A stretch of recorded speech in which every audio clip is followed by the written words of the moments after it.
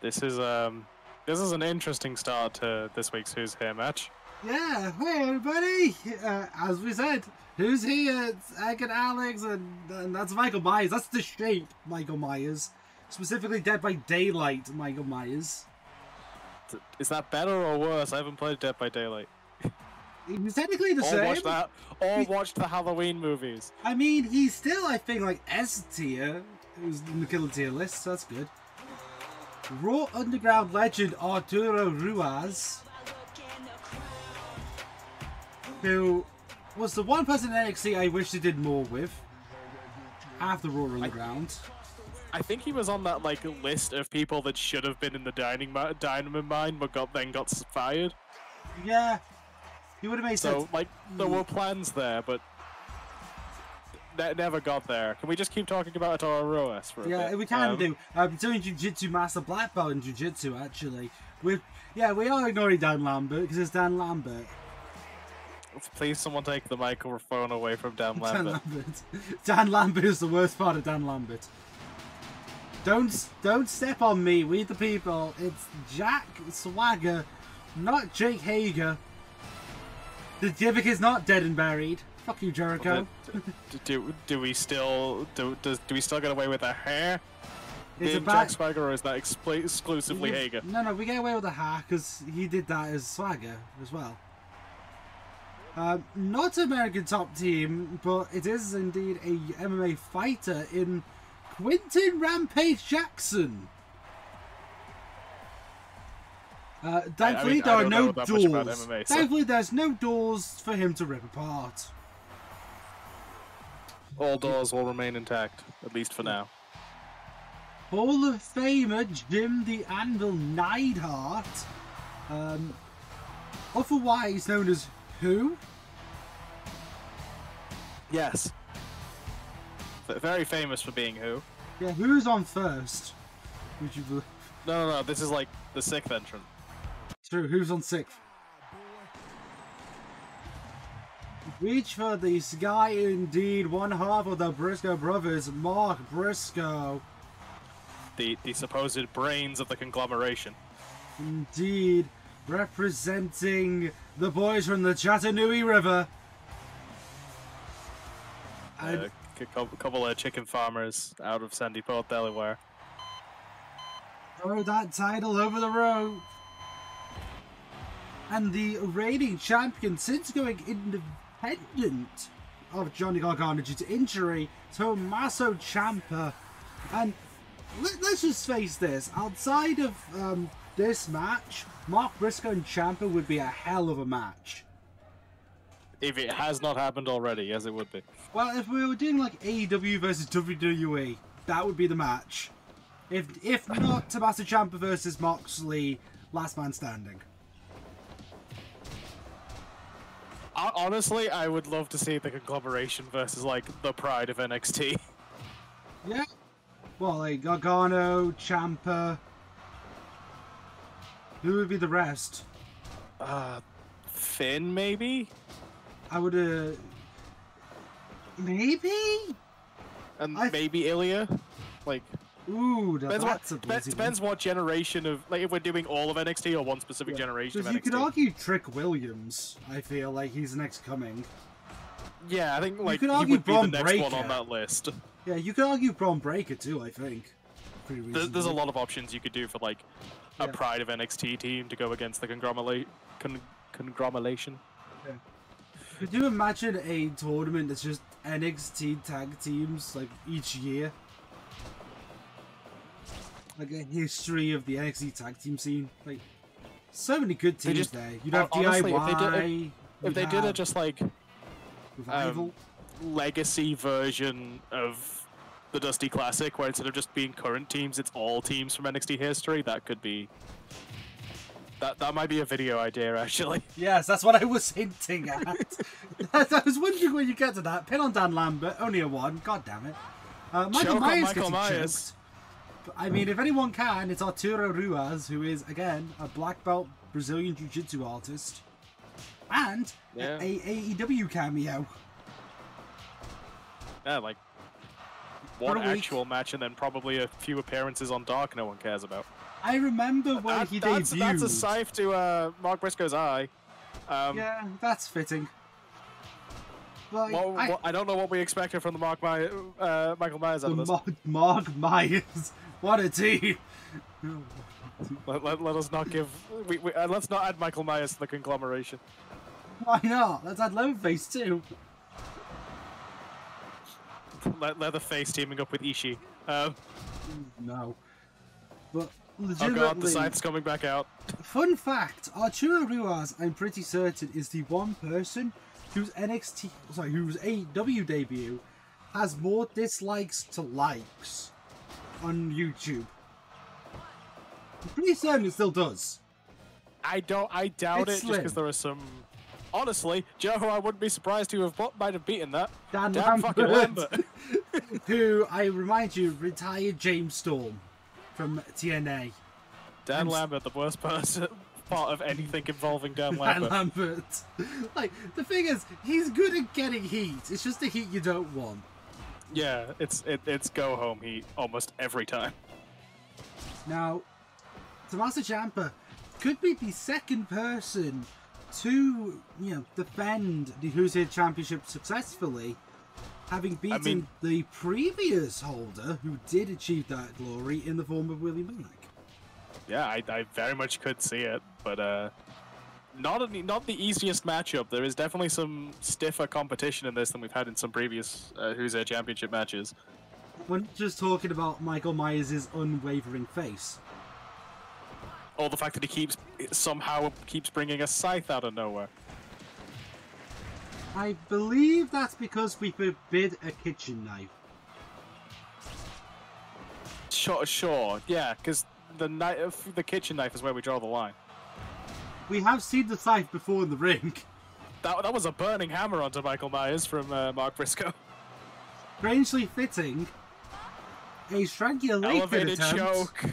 Yeah. It's honestly probably quite generous to call it an elevated choke.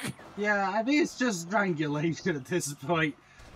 Elevated choke applies as a form of elegance that I don't think the serial killer has. There's the scythe! Going back to the eye of Mark Briscoe.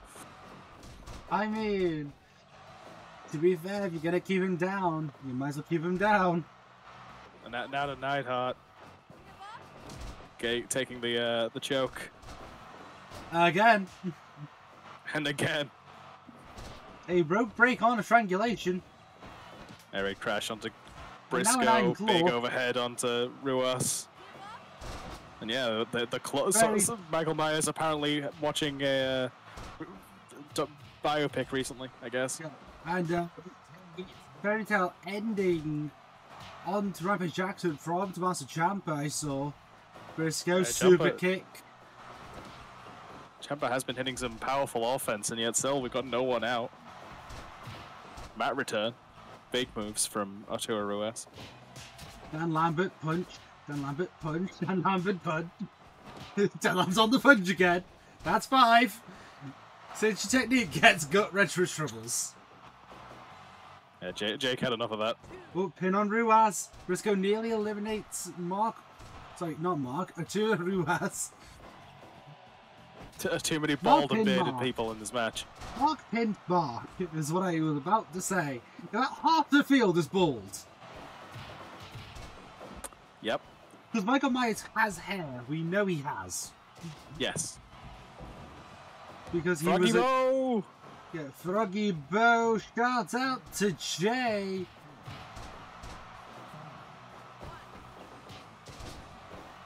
Ruas almost getting the first elimination. That would have been something. He's in the corner with an MMA figure. Scythe to Jim the Anvil. Anvil busted open. It's going to be a lot of ocular repair needed after this match. A lot of blood, yeah. Michael, don't eat your heart out. Lion Tamer onto Ruas there from Ciampa. Belly to belly release from Swagger onto Ruas. Gets body slam for his trouble. Ankle lock! Ankle lock on takes out Dan Lambert. Alabama Slammer. I don't think Lambert just trying to fight his way out of the ring. He doesn't want to be here anymore. And Yeah, we don't want you Lambert's here giving up. either, so you know. Okay, cool. Lambert's out. Good. You can say it that way. Series of clubbing blows onto Jim. Mike Myers just bringing out the scythe. Just making sure both eyes take a bit of damage. But thank God we have Mediguns backstage. I'm pretty sure Neidhart was in the ropes there, but Lacey Evans counting it. Or maybe counting a different pin. There seemed to be a lot going on there. There goes the fifth eye. At least. I mean, I've lost count on it at this point. Super drop kick with a rotation. Pile driver reversed. Rampage on the outside. Got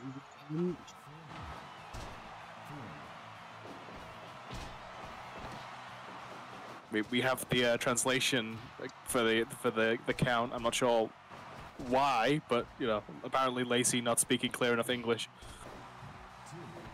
Yeah. No, that's definitely English. No, that's what I mean. That's the announcer. Like, you know how in like New Japan they'll have someone counting in like Japanese and in English. Oh, well, I guess we lost the Japanese because that was just English. I mean, you know, this just implies that Lacey is the Japanese, which, I mean, okay, I guess. Lacey Evans. In a way, I guess. I don't know. I don't know. I'm not Japanese.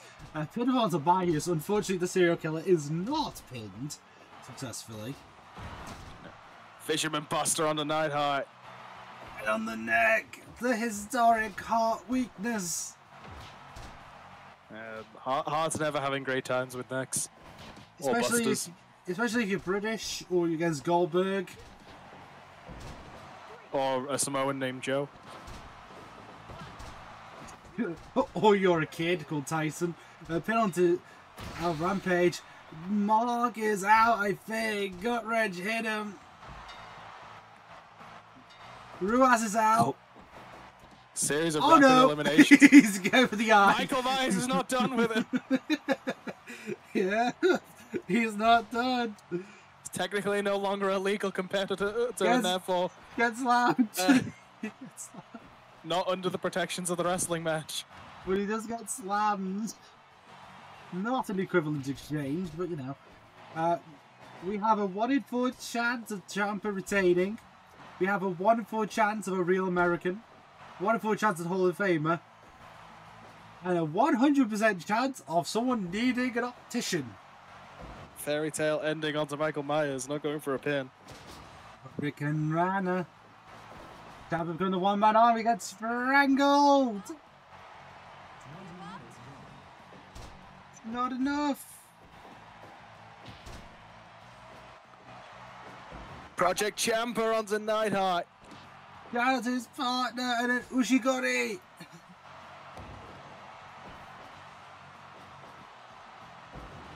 Ciampa is showing why he is the Tommaso champion. That's a terrible pun. I'm surprised no one's ever done that one before. I think no one's done it before because it's so bad. No, he's ankle out. Lock. Second elimination to an ankle lock, or it's a different person doing it. Jack Swagger's putting the exclamation point on. He's not done. What's blood? Yes. Air raid crash. Yeah, gets the white noise, the air raid crash, or whatever you want to call it. Kryptonite crunch. We have a guaranteed new champion. Hopefully not a serial killer. I mean, it would not be the first fictional character. Nope. Would be the third. I think. Well, it was JC. And there was one before. Frozone. It was Frozone. I think that was it, actually. At least the third. Yeah. Well, it's a 50-50. So, oh no, Neidhart wants Swagger. Neidhart wants everybody. And for Mark Briscoe, by tradition's sake, I believe that means he is going to have to go for the loserweight belt. Yeah, although we might have to give him a week. He is still bleeding from this, from him taking a lot of those. Yeah, a lot of those. We nearly had a new champion. We don't, however. A strangulation. Neidhart holding on. Take down. Short power slam. Off the ropes. Running shoulder tackle. All his weight behind that one. Showing why he was a former WWF World Tag Team Champion, gets big back body dropped. And yeah, I feel as though I can see his cornea. Yep. I don't think I should see his cornea. I really hope we don't get a serial killer winning, but you know, if this continues, Neidhart might have to just vacate due to not being able to see anybody. If anyone is crazy enough to continue to fight even when blind, I feel like it's Jim Neidhart. I don't think it is. Rope break again. A strangulation. Oh, now you're doing a DQ count, huh? No, I think it's because it's in the ropes. But it's the only problem with it that Lacey seems to have with this. Yeah. Murder, fine. In the ropes, hold the phone.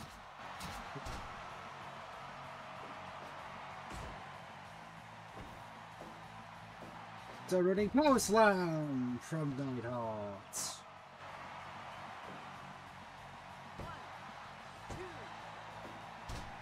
It's a 2 Not count. quite enough to keep the madman down.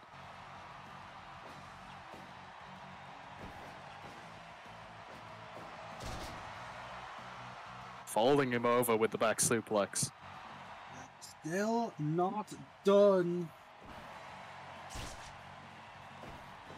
There's with the gouge. More pommeling. Stomp to the back. You gotta think the entity is watching, and please with Myers, there's a joke! Neidhart refusing to get. Pendulum backbreaker. It's really interesting how we're getting some textbook wrestling maneuvers and then extreme violence, another pendulum backbreaker.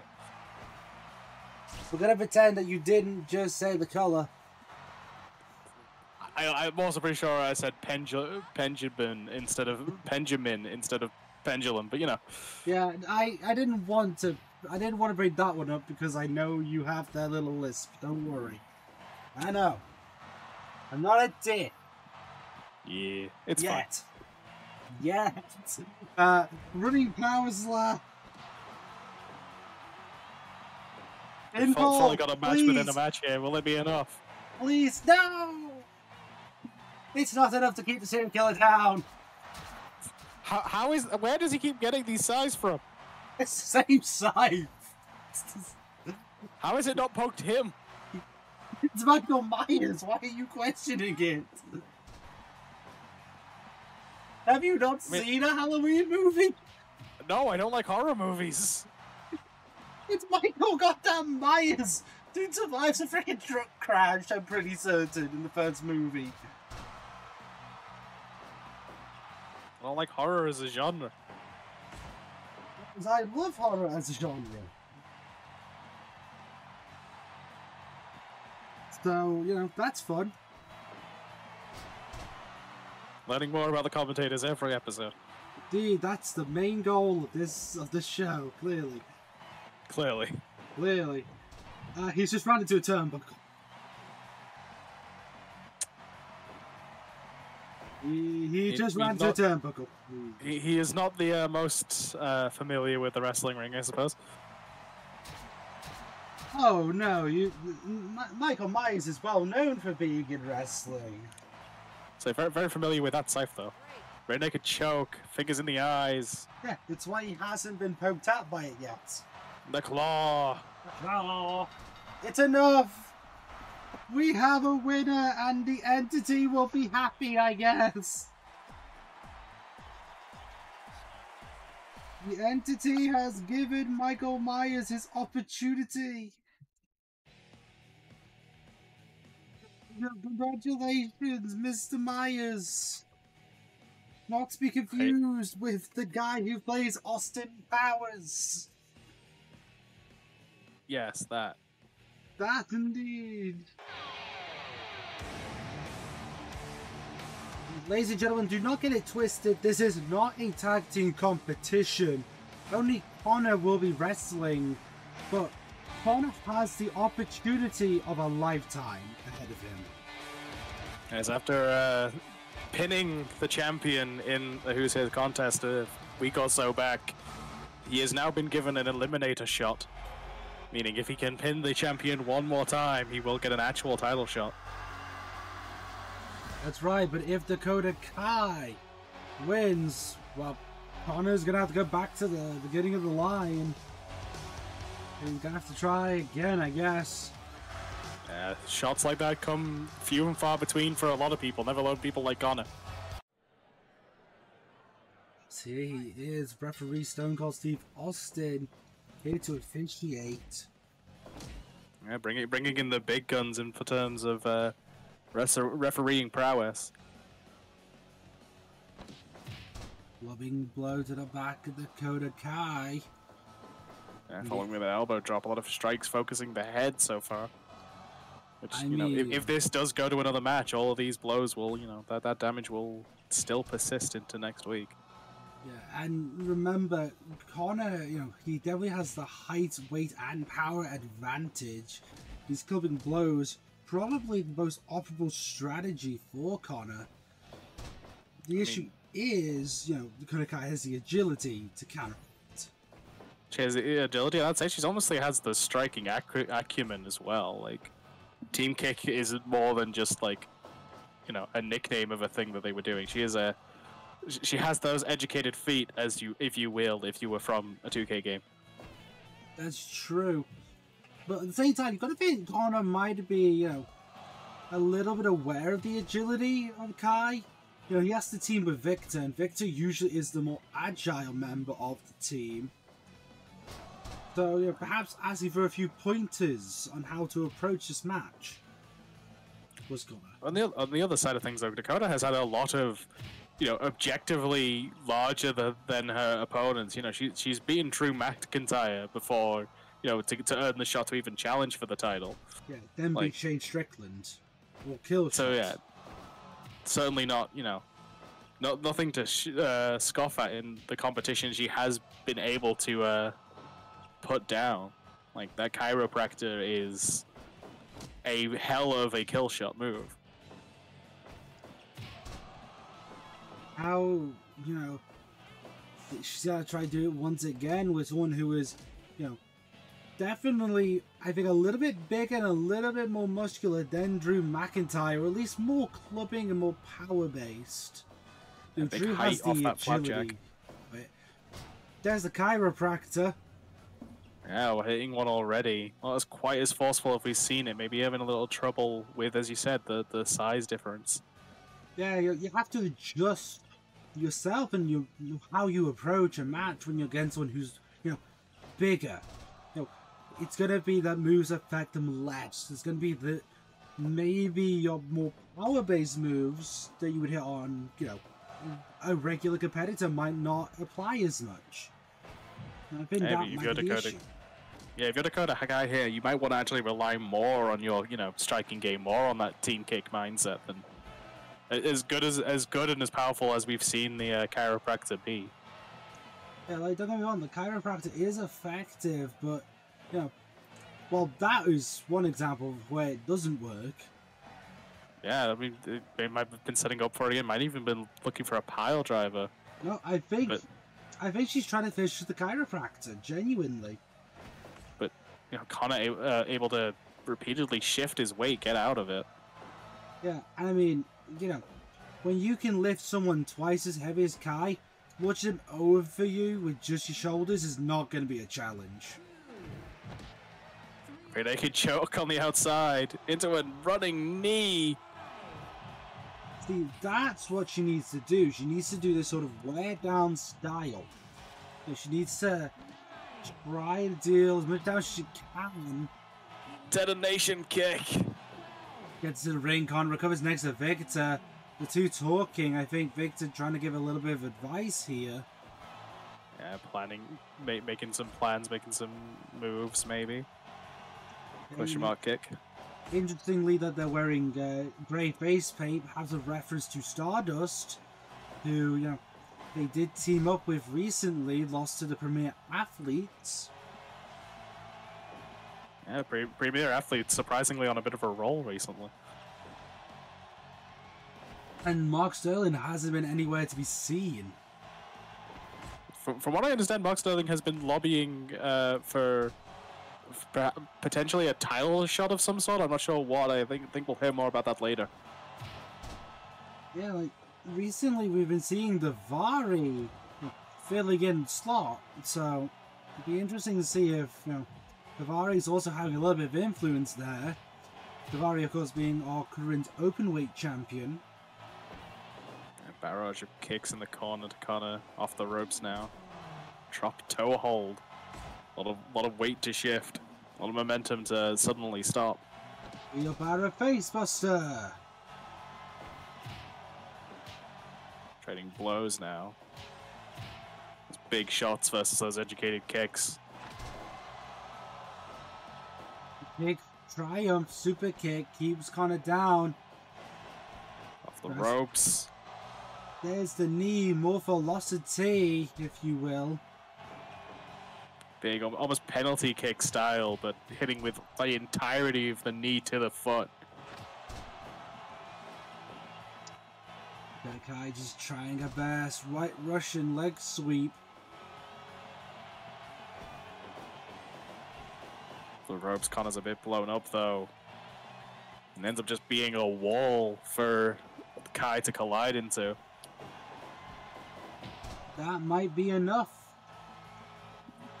No, Connor is a very big guy. And I think you know, as far as stamina goes, you got to think the advantage would go to Kai. So the longer this match goes on, the better it probably is for her. He dodges the low drop kick. But can't follow up, has to recover. Chiropractor again. Going for something, don't know what. Gets completely dropped by a reverse splash. Dead waiting on Kai's German attempt there. Gets the low drop kick this time. Yeah, that's what we're talking about, Connor. So to the ropes, wheelbarrow into the bulldog. Yeah, so sometimes, you know, that Kai has been able to use Connor's weight against him. Sometimes it has been to a detriment. It's really been sort of a double-edged sword on both accounts. Yeah, now Connor with the backbreaker takes on the sidewalk. Connor, I think, trying to regain control of the match. Choose a low kicks, knee, axe kick. Yeah, shout out to the Booker T there with the axe kick. Kawada style kicks. Kai's not done. There's another Russian leg sweep. Puts Kai on her back. Snap there. Center of the ring. That was the third. Not able to go for a cover. Having to take time to recover. Repeat. Not capitalized on. Connor big clubbing blows to the face of Kai, followed by a sidewalk backbreaker. Some kind of sidewalk slam, if you will. There's the fourth. I just think these shots to the back of the head, you know, it's effectively what the move is. It's double knees to the back of the head. 5. And the back of the neck. Double stomp. Kai still not satisfied.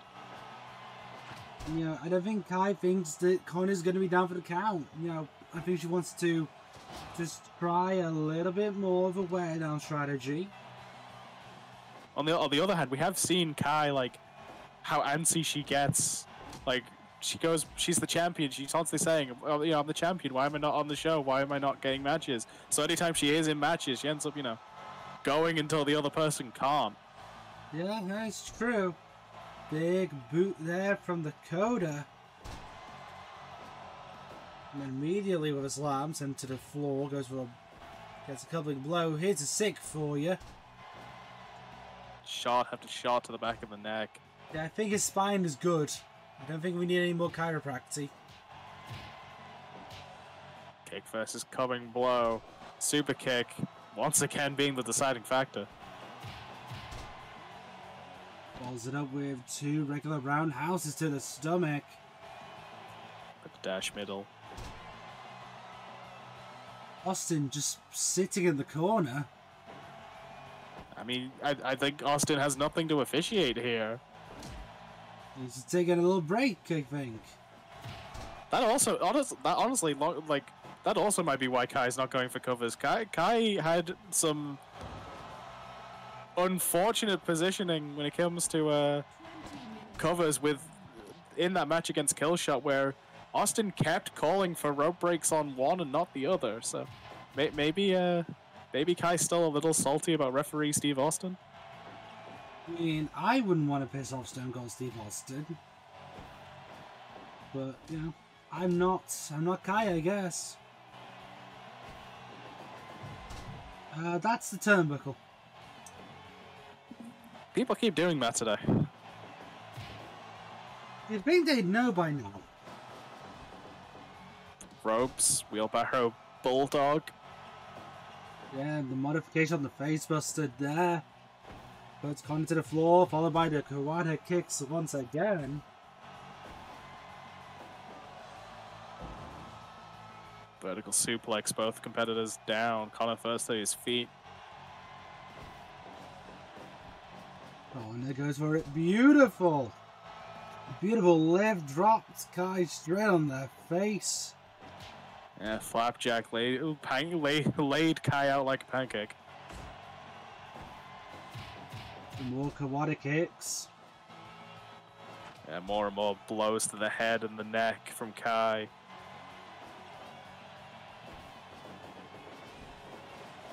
I'm not going for the pinfall yet. Very intriguing. But yeah, as we were saying, there's quite a few reasons why she might not be, but it's hard to say. And that forearm just dropped Connor. I mean, if I was Kai, you know, and I was trying to make sure I don't have to face Connor for the championship, I would probably just try to wrap this up rather than continue it, because yes, the more agile competitor tends to have the advantage when it comes to stamina, but the stronger one also tends to have the advantage if you win yourself. Especially when you go for maneuvers like that, like a double foot stomp. They're going to take a lot out of you. Choke, knee, Connor right back up, but up into a chiropractor. Number 7. I think it's 7. I'm pretty confident on that one, actually. Flapjack now with chocolate coating. There's the clue blows to the corner. Yeah, just again, both competitors blow after blow to the head. I feel like Michael Tarver has caused irreparable damage to the pinfall. The space time continuing regarding ending the match, yeah. Yes, because both long these competitors, honestly, I feel should have ended the match earlier. Yeah, try to punch their own ticket. I honestly think both competitors certainly have had opportunities to. I don't know. I don't know. In Connor's case, you know, you win, you can continue to fight next week. Like if that's your problem here, then yeah, end it. And if like in Kai's case, just, you know, get rid of this competitor, go on to other things. You know, like we have said, Kai, you know, she wants to fight. She's getting a real killer instinct. You know, like looking to take people out more than actually just beat them. So why'd you take out one when you can take out maybe two, maybe three? You put Connor in the back view, you go after someone else, and prove that you're the champion. I mean, a knockout shot in, you know, more than a few matches would certainly cement her. So, yeah, there's arguments to be made by both logic. A drop kick, gets stonewalled. Yeah, Connor able to absorb that one, but just, you know, eat one to take about 5 more. And it's still going. 3 double foot stomps and 7 chiropractors, but, you know, his back seems to be all Gucci still.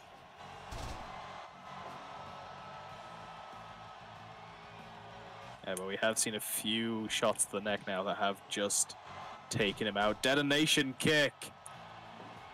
But not Kai still not done.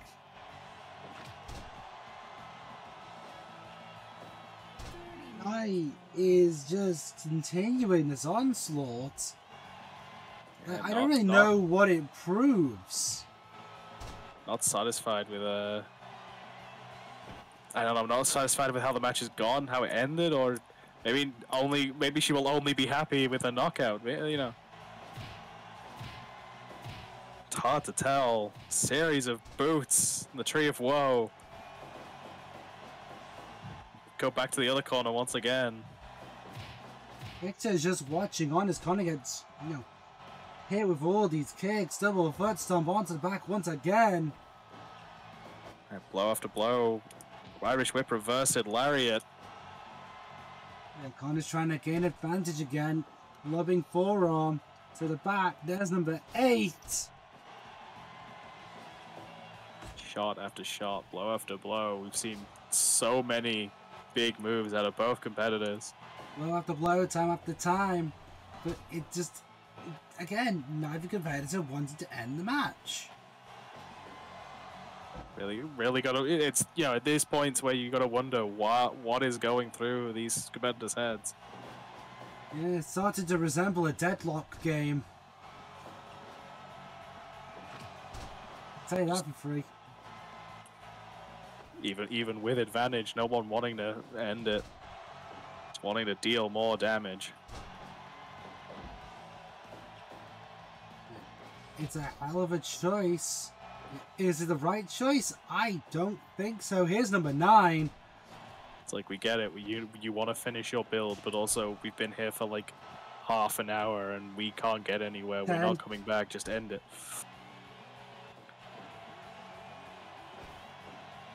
So that's 10 chiropractor's appointments for Connor. And yet the spine still needs adjusting, apparently. Yeah, apparently. That must be one hell of a scoliosis. Recoil.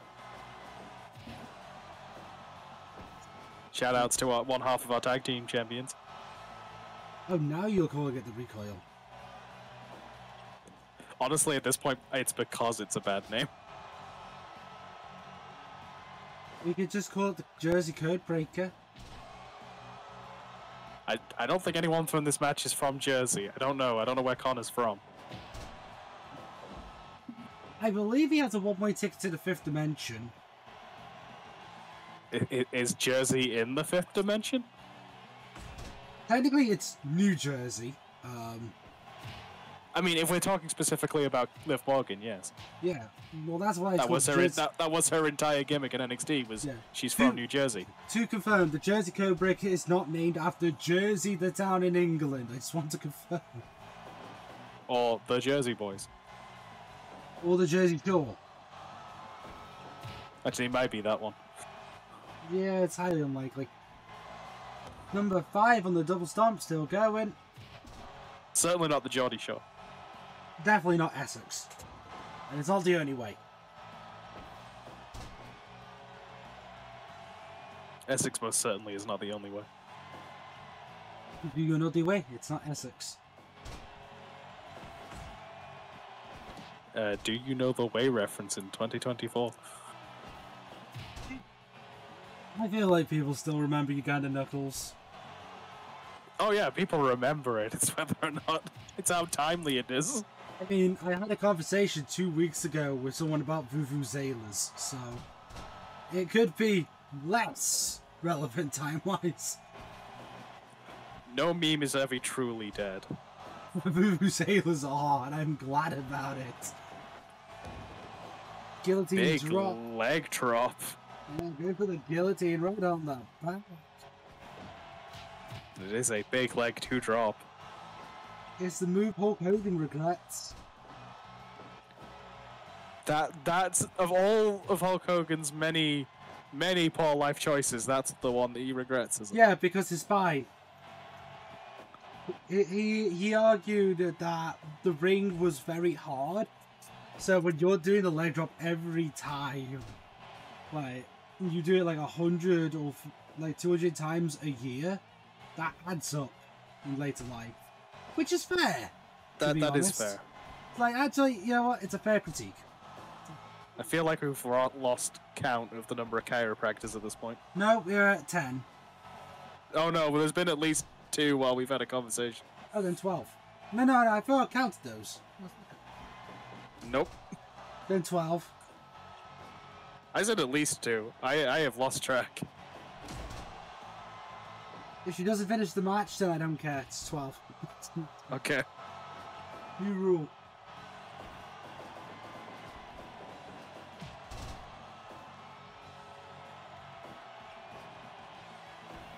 Yeah. I think that was a Chris Van Vliet interview where he said it, actually. Because it came up in my feed. That sounds like the type of thing that Chris Van Vliet would get out of somebody. Like, I mean, to be fair, he was referring to wrestling moves, not like his actual, like, social moves. I mean, yes, like, I assumed as it's much. It's a very fair statement. Like, that's the one time I actually think Hulk Hogan tells the truth. Is when he says about the leg drop. Because, realistically, I wouldn't want to fall on my arse on a wooden ring maybe 200 times a year. I mean, yeah, it's not the best idea. It's not clever. No, I think Hulk Hogan joins Harley Race in the club of I wish I never invented the move 13, by the way. And not to mention, you know, the various people that have fallen on their knees for a living. Yeah. Like The Undertaker and Kane. Yeah. Right.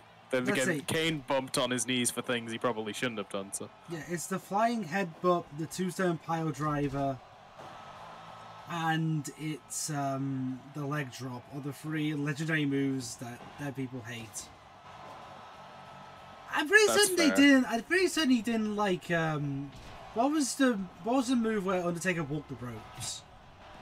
Old school. Yeah, I don't think he liked that one either, to be fair.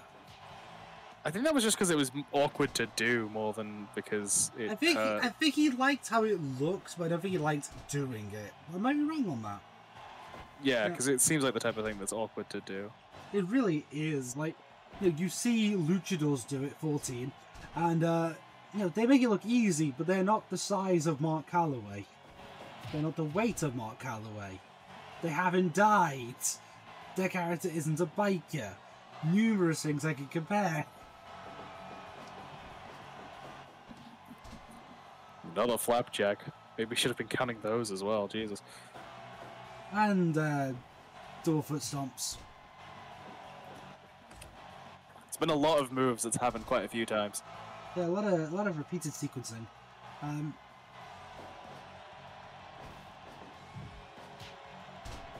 But I know it's not a move, but can we count Kurt Angle hating milk in the list of things people hate about their own shit? I mean, I guess. Because he admitted that at the Hall of Fame ceremony, he didn't let a single drop of the milk go in his mouth, because he hates milk. Huh. Kurt Angle legitimately hates milk. And he lied about it going, and Vince made an entire gimmick of it. That's about right. And like, I think that's funny. That there was an iconic moment in Kurt Angle's career is him drinking a liquid he can't stand.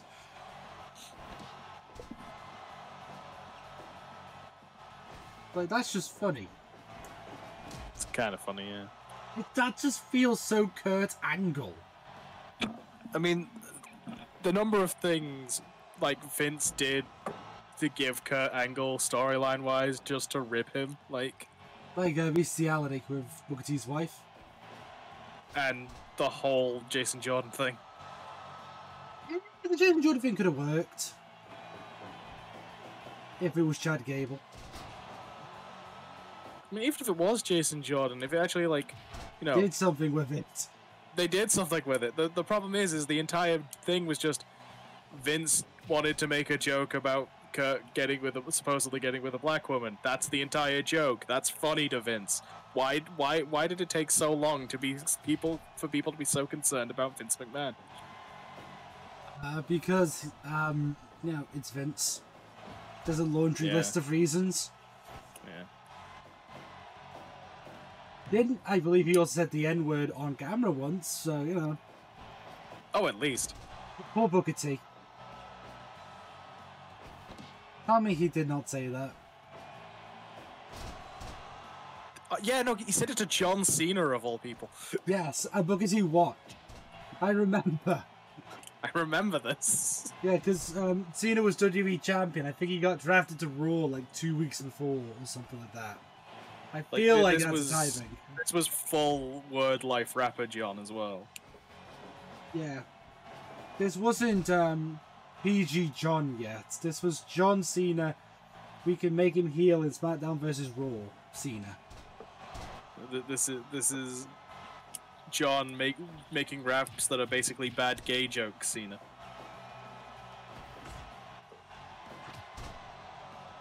Or inappropriate remarks to a geisha.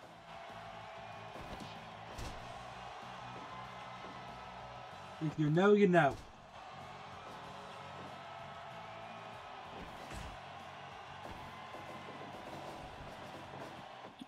This match is still happening. It is, yes. There's some contests where... Do you think Dakota Kai saw the Michael Tarkova match and went, no, I can do better? It's why we mentioned him just in case. Because I had the feeling. Yep. For those of you unaware, I'm currently lying upside down in my chair. I'm sleeping like a bat at the moment. Is it that bad? It's, well, I haven't called Michael Cole. I haven't called my mum whilst on commentary yet. Which, why did you delete that clip, WWE? You pussies. I mean, they scrubbed a lot of that NXT. No, it's still on the network. They cut it from YouTube. Huh. Yeah, I know it's still on the network. It's gotta be. They would not have removed it because it was funny. And it's an entire 2 minutes of commentary. You can't cut 2 minutes worth. That's impossible. I mean, they would try. They would, but they failed. Like he found the match so boring. He told his family member.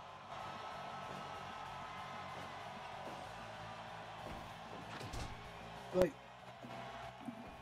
you know, it was almost as bad as when they said, oh my, or they called Booker T ugly, or they mentioned anal bleeding. Yeah, the anal bleeding one was 100% a Vince one. Anal bleeding. What? It's like, couldn't like make up a different, pick a different made up problem for this person to have. Nope, it's gonna be something incredibly, potentially humiliating.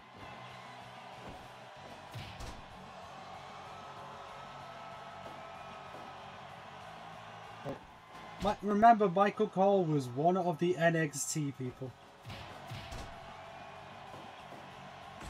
I feel like he had a lot of fun though, because like legitimately on camera he held up an "I hate NXT" sign, and you just see Josh Matthews with I'm with stupid pointing at him. Like it was legit like the best part of season 3. To be fair, it's kind of the only good part about heel Michael Cole. Yeah, Michael Cole in NXT was actually kind of funny.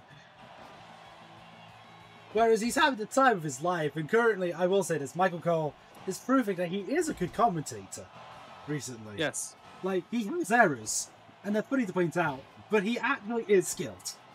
Like, yes. Without error. It's just he had to do stupid scripts. But when, in, like, the last 4 years, I feel like he's had a renaissance. Basically without Vince in his ear. Yeah, with Triple H in his ear, Michael Cole, it's entirely enjoyable and feels human. He jokes at, like, pre-show panels. Like, he has fun now. Yes. He thinks every member of the Bullet Club is a previous leader of the Bullet Club, but you know. That's funny. I feel like he does that a bit at this point. I hope it is a bit at this point, because yeah, it's very funny that it doesn't matter, like, who it was. Oh, you've been part of the Bullet Club? Well, clearly you must have been a leader of the Bullet Club. Yeah, I think my favourite bit is legitimately when, you know, it feels like it's a type of joke where it's like, you know how Excalibur always has to speed up? Like, he just keeps going faster and faster. Yeah. I feel like he has somehow not hit a singularity of how fast he can talk yet. Yeah, it's gotta be like that. It has to be. Or, you know, or like, you know, the running joke about the Falcon Arrow. But yes, for those of you who haven't, please watch season 3 of NXT. It's as funny as hell. Michael Cole, you'd think just wants to die, basically. Like, he hates every part of it. And also, Goldust is just there. Like, Goldust and Nick and Nemeth are just there. The TNA World Champion and the Ring of Honor Trios Tag Champion is just there. Oh, and Ring of Honor Tag Champion and regular Ring of Honor Tag Champion. Like, both the normal and the 6. He has both of them. Oh.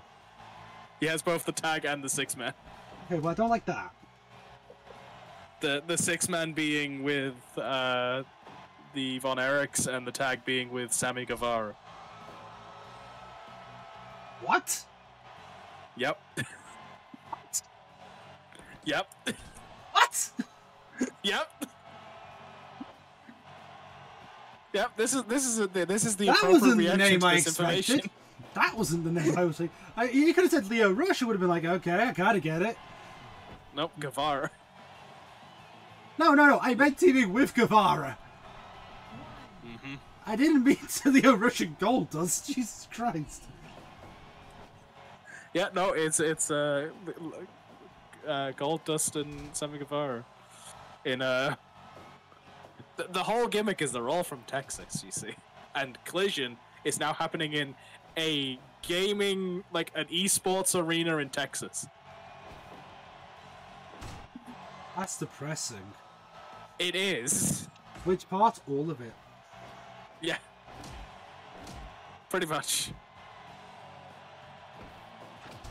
Like, add the entire hologram situation into it, and just like Collision is becoming a bit of a shit show. Also, just a quick off-topic rant. Hey, YouTube, love you. Please stop advertising VTuber debuts to me. Like, I will go watch Puma Pond's debut. I didn't need you to remind me of it. YouTube has a lot of problems. Yeah, right, I keep getting VTuber debuts in my ads, and I'm like, I get it, but that's not an ad. Technically, that's an announcement. That's different. But I wouldn't call announcing an iPhone an advertisement. I'm not trying to sell you the iPhone. I'm showing you the iPhone.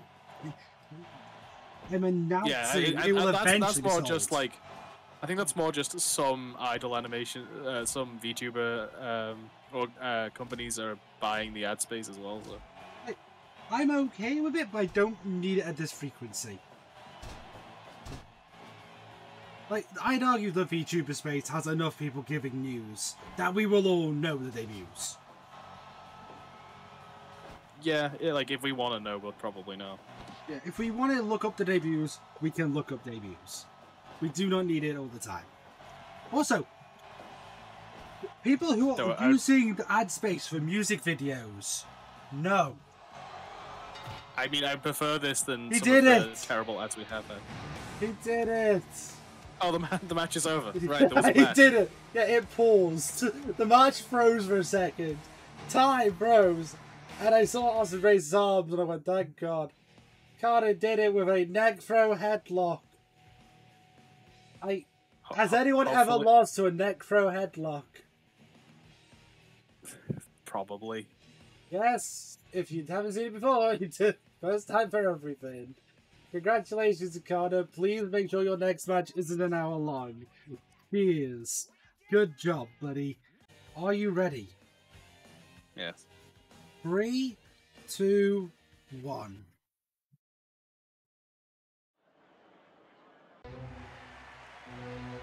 Ladies and gentlemen, it appears as though Mark Sterling has actually successfully lobbied for a title match for the Trios Championship. However, the commission has not given it cleanly, let's just say.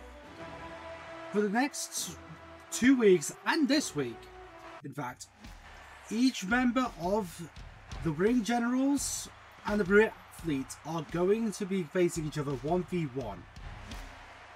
Whichever team gets 2 victories chooses the stipulation for the title match. What I gather. Some high stakes single matches going into trios matches is a bit of an interesting set of circumstances, but I think both teams certainly have, you know, the acumen going both ways enough for it to work. So, yeah, I mean, to be fair, I have heard from the generals that they are okay with their talents going singularly. They believe it is good training. They believe it is good for, you know, developing and honing one's skills. I mean, the Premier Athletes, Nice was the sole competitor at the time, you know? To be fair, Davari can do it on his own. You've got Josh Woods, who was the singles competitor in Ring of Honor. So yeah, it's not they have certainly all had, you know, plenty of singles, you know, opportunities in their own right. Probably, of them, Josh Woods, probably the strongest, being former Ring of Honor Pure Champion, and I think former Ring of Honor TV Champion. Definitely Ring of Honor TV Champion, that's for sure. I definitely remember him winning the Pure Championship because he won it by literally doing a hanging rear naked choke because the other person used all their rope breaks. Yeah. Valid. Ring of Honor rules were weird. Interesting. The Pure division is fun. It's fun. It's a weird division, but it's a fun division. Toe hold there by Tony Nese, the Premier Athlete. Well, I mean, one of them now, but you know what I mean. Yeah, with all these shoulder breakers, do you think he's trying to channel Papa Shango? I would rather not allude to that man. I don't want to invoke voodoo. You don't want to invoke the return of the Shango? Well, considering the Premier Athletes are holding the belt formerly held by Papa Shango, no, I don't. Yeah, Davari winning it from Stone Cold, who won it from Shango. What a weird sentence to say out loud. Beautiful running into the moonsault there. Yeah, springboard off the second in the corner into a moonsault. You don't get to see Vinci pull that off much these days. I mean, if he isn't losing in 4 seconds to Apollo Crews. I mean, clearly he wasn't ready. He was still taking his jacket off, for fuck's sake. Like, I don't like the Vinci gimmick, I'll be honest. I don't like the rich guy is rich thing. But, there is only one man who can pull off a model gimmick. Who? Breeze. 4. 4? Rick Martel, Tyler Breeze, Mansoir, and Marseille. I mean, yeah. Forgot my boy. How could I forget my boys? How did you forget Rick Martel? Literally the model. Because I don't care. That's the reason why. Okay, so me one. Me naming models one. But 100%, yeah, I should have included Mason Mansour because they are my boys. Yeah, they're literally models right now. How did you forget Mason Mansour? I was like, Marseille. Don't know. Marseille. We gotta say it right. Sorry, I mean, if we're being technical, Mason D. Madden, thank you. I was referring to maximum male models, but yes. Technically they're still being models, so, you know. Yeah, but they're not maximum anymore. They are male, I think. Did they gender swap while I was gone? Did they fool the Matrix brothers? I don't think so, no. Okay, cool. Yes, that was a Family Guy reference. I mean, it's a real life thing. Yeah, it's also a real life thing, but it is specifically something I learned. They were brothers when they made the first film. They were sisters when they made the last film. It's fascinating. They transitioned at different times as well, which makes it even more interesting. Wait, was one the sister during the second one? I think so, yeah. Oh my god, it develops. it's a storyline. It devolves. Jesus Christ. What's next? Is going to be a fourth one? What, fourth Matrix film? Yes, which means that they're going to introduce a new brother. There was a fourth Matrix film. We're not counting the Animatrix. No, there was the original trilogy, and then there was one that came out like last year. That's how easy to forget it is. Yes, yeah, the last one was very forgettable. Yeah, like Resurrection, I think was the new one. Did they introduce like a brother or sister? I wasn't paying attention to the directors. I can't tell you. If they had introduced a brother, I would have cried my ass off going, oh no, we need a fifth. The cycle must continue. The spikes must flow. Not counting the Animatrix yet again. We're not counting it. I don't care. And there's another running up the turnbuckle moonsault. Yeah, Nice. Yeah, saying anything you can do, I can do just as well. I mean, hey, I'm more than happy to see it. I think it's an amazing technique. Yeah, very impressive. I mentioned it last time Vinci did it, but it's the ability to compose oneself, keep yourself steady, climb the turnbuckle with only upwards momentum from running, and then have enough force to propel yourself backwards. It's not easy. Constant, perpetual, fluid motion is not the easiest thing to do. And they both nailed it. Like, these are two very skilled competitors that WWE doesn't know how to use or didn't know how to use. Meteora. In the case of Tony Nese. Yeah, you gotta... like, it's interesting that I feel like both teams have almost sent out their all-rounders to go first. I know. Like, they're both competitors kind of have a little bit of skill in everything, where, you know, Thatcher's definitely more in the technical aspect. I think Wood's probably the same there. And I'm not sure what to say about Wolf or Davari. Or other Davari. Or the other Davari, yeah. Roll up. I guess... Yeah, I will say, I want to say this one thing out of context. In an alternative universe, Tony Nese replaces John Silver in the Dark Order. Why replace him? Just have them both in the Dark Order. I mean, yeah, that'd be a team. Get us a couple meatmen. Get the Butcher in there as well. No, because like Nese and Silver would at least be in scale, right? They both are small powerhouses. At least yeah, and then you have that's why you have the Butcher. You have the Butcher in the middle, so it's small Butcher. So you got that sort of height curve. Also, can't wait for Braxton Sutter to come back, aka the Blade. Hope he's doing well. I know he's injured. Yes, it was quite a significant injury, if I remember correctly. It is, yeah. And I think an illness on top of that. Yeah, which I'm hoping he does come back, because I do like me some Butcher and the Blade. A team that is underutilized by all conventional standards. The Butcher and the Blade being AEW's tag team division equivalent of Worf. Ooh. Worf from Star Trek. So the Worf effect is Worf is a big, strong guy, but he always got beaten up by the villain to make the villain look stronger. Okay. I didn't watch. So the Butcher in this case, Butcher and the Blade is a really strong, like always established and always treated like a very strong team in the tag team division, but basically exists to get beat by other tag teams to make them look stronger. Just give them one tag reign. That's all I'm asking. It would be nice. 450 from Nice onto the back of Vinci. Vinci immediately up there, recovers, runs, misses the clothesline, hits the turnbuckle. Still hits the target in the end. Might have beaten him. Nice might have baited him in a little there. A little. Nice has this knowledge base of trying to undermine the opponent, trying to just take advantage, if you will, and learn how to gain that advantage. Not necessarily really cheating, to clarify.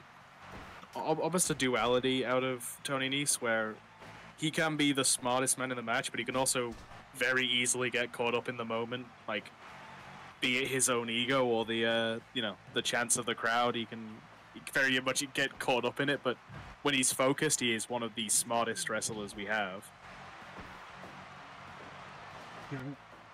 Butcher Rack, it's enough. And the Premier Athletes are still on a winning streak. Yeah, as they go 1-up in the series. They get another. They get to pick the stipulation for the trios title match. And that's a hell of a card to hold going into the first defense of the trios championship. Ladies and gentlemen, I believe that is the end of the card. Apparently the universe did allow some leeway for Kai and Connor to take bloody forever. Yes, it's almost a good thing the universe didn't have any plans, because that match just kept happening. And next week we'll have to see who actually will be representing the Ring Generals and the Premier Athletes. There's Tisha, there's Thatcher, there's Davari, Ari to be specific, and of course Josh Wood still yet to see in the series.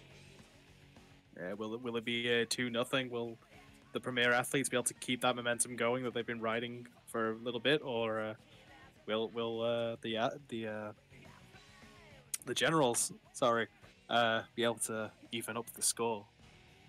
Indeed, only time will tell, though. That'll be all from us. You'll have to tune in next week. I'm Mr. Egg, and that is my co-host Alex, wishing you a wonderful day. Ta-ra. Take care.